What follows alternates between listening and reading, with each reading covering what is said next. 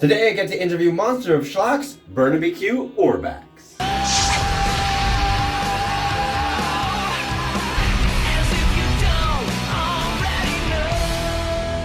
If you're new to my channel, make sure to subscribe and hit the bell button to get all the notifications for the newest videos.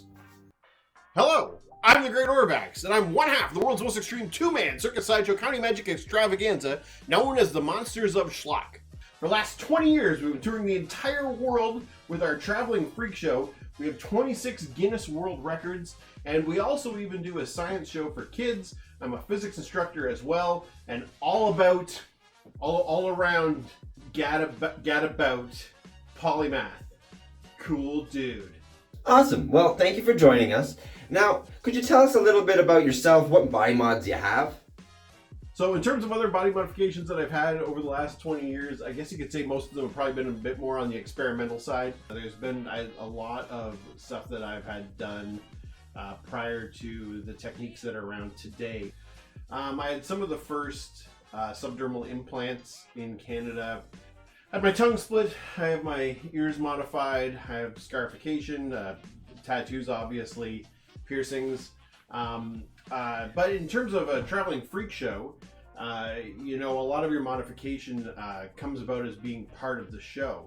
I also have a magnet in my hand. I've had hair plugs done by removing patches of skin from my head and grafting them to other parts of my body. Do you see that? Yeah. Yeah. A little bit. There's hair there, huh? That was a good idea. Oh, what? Oh, catch that. Oh, God. Oh, what a cute kitty. All right, second question. Now, what Guinness World Records do you have? Because I noticed you have a few. In the last 10 years, Pepper and I have broken 26 Guinness World Records now. My first record was for pulling a 9,000 pound truck for 111.7 meters with just 2 shark hooks in my back. Which was actually helped by our good friend Russ Fox, helped out by piercing the hooks in my back for that one. And so that was a tough one. We did that in Vancouver at the PNE. And for the record to count, the ground has to be either level or uphill. It doesn't count if it's going downhill, of course. And so for this one, it was great because it took me 3 minutes to pull the first 100 meters, but then 3 minutes to pull the last 10 meters because the last 10 meters were actually slightly uphill.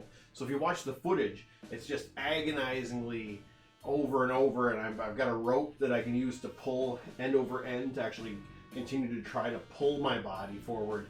And to the point where I actually tore the muscle in my bicep doing that. But I got the record. In terms of other records, we've got a bunch of stupid records for stupid things. A lot of them are related to stunts in the show. Pepper has a record for the most mouse traps off on a tongue in a minute. Probably one that might be of interest to your viewers would be, and there's footage of this online, you can go check it out on, I think on our Facebook, is Pepper and I on the Italian TV show set the Guinness World Records, or broke the Guinness World Records for the world's most extreme face hook piercing record. So we did the heaviest weight lifted from hooks through the cheeks and hardest weight lifted from hooks through the forehead. So Pepper did through the hooks through the cheeks where I did the 2 fish hooks in the start of the face where he lifted, and I have the record for the hook through the center of the forehead. There's video footage of that you can actually check out. That was pretty wild. It was super intense. Because at the time, Pepper had never pierced hooks before, so I was doing it myself. So I was having to pierce my own forehead in a mirror on a TV set in Italy, which is a pretty surreal experience. And it felt like I was tearing my face off, but I didn't tear my face off, and I set that Guinness World Record. Well, congrats. Maybe I'll have to try that one for myself. All right, now, what's your favorite or least favorite Guinness World Record to attempt? My favorite ones are always the ones that get us flown around the world, so I gotta say that's been a great opportunity. So that makes Pepper's Mousetrap on the Tongue record my favorite, because it's allowed us to fly to Italy, to LA, and out to Vancouver to do those ones. We did this probably one of the dumbest ones, probably one of the most fun. Hold on, I'll go get a prop. I'll be right back. So we set this record in Pepper's parents' backyard. It was the most consecutive shots to the head by a team of 2 with cookie sheets.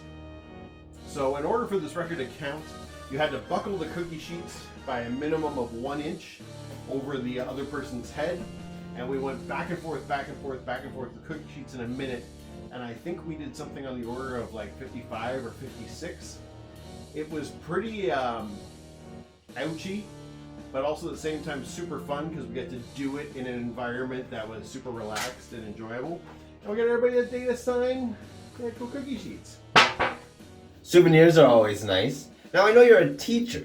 Do your students know what you do? Yes, they know what I do. The further answer to that is most of them don't care. But I think it's probably a fairly unique thing that your physics lecturer at the university is also a world-renowned sideshow entertainer and a 26-time Guinness World Record breaker. If anything, hopefully it makes physics a little bit more entertaining. And part of it is, Pepper and I travel around doing the kids' science show as well. And part of it is trying to destigmatize this idea that you have to look a certain way to be involved in science. Science is there for everybody. Doesn't matter if you're a big, dopey-looking, tattooed weirdo or if you're a little kid. Science is there for anybody who's willing to engage with it. All right, being a physics university teacher, do you use physics in your sideshow stunts? I fall down a lot. So there's that.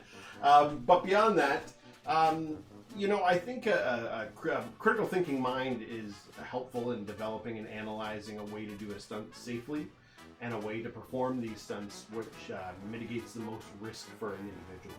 Ever since I was a little kid, I've been interested in Ripley's Believe It or Not and Guinness World Records. I've loved horror movies and monsters, and I always grew up wanting to be a living cartoon. Basically be able to do what nobody else could do. And pushing myself to those extremes through body modification and through that world was something I was pretty heavily involved in, for the better part of my adult life. I was involved a lot with BME. I started Canada's first suspension troupe, I guess back in like 2001 or 2 at this point. And so I've been lifting a lot of stuff with hooks through my skin for a long time. I remember when I was a little kid, I saw clips of that movie A Man Called Horse and how it terrified me, and I was always kind of drawn to that because it was so terrifying to me at the time. As a sideshow entertainer and as somebody who does this stuff, it's just, I've really found that trying to push myself as far as I can push myself has really helped me grow as a person. And shown me that there's no limit to what human beings can do when they just apply themselves. Plus it looks cool too. Alright, could you tell us a funny story that has to do with your mods? We've had a lot of dumb things happen to us over time. That might not come as a surprise to anybody. I do notice that with the increased use of magnets to hold pens onto laptops these days, I constantly get my hand stuck to my computer. It was really not a thing I foresaw 5 years ago when I got that put in there, but it sticks to my computer a lot, especially I'm right-handed and I use the mouse, and it just like snaps to it all the time. And this is my truck pull record. This is the actual record for the truck pull in 2011. I also reopened a category for hook lifts from Guinness World Records. And I was the first person to be awarded a Guinness World Record for lifting weights through hooks through the forearms, which is a stunt I've been performing in our freak show for about 20 years now. Awesome. Well, thanks again for joining us. For those of you who want to find out more about Burnaby Q Orbax, his information's in the description below. Cause I'm a freak show!